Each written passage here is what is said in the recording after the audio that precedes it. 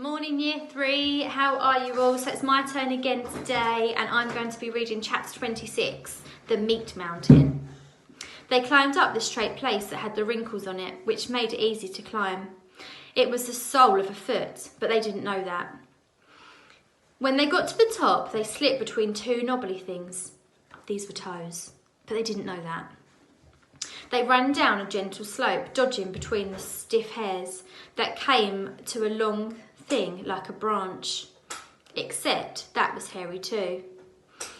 Here, the roof of the warm tunnel lay right on top of them, and they had to punch through. But they were used to burrowing, and this was easier than that. At the end of the other branch, which was a long way, they came to a smoother part, and it was like a big, flat, warm, meaty floor. No hairs here.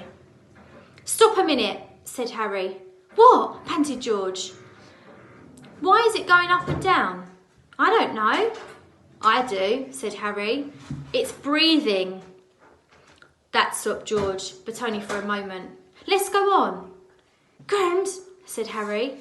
"Oh, what?" said George crossly. He sensed that Harry was going to say something he didn't want to hear. I think we may be climbing a hoomin," said Harry quietly.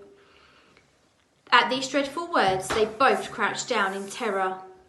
But after a while, George stood up again. "Well, that's not doing us any harm," he said. "Maybe it's dead." "I sometimes think you're stupid," said Harry. "It's not dead, it's warm and it's breathing. If you ask me, it's asleep." That made George brave again. "Listen," he said. "What's the most important thing for us right now?" "To get home?" said Harry.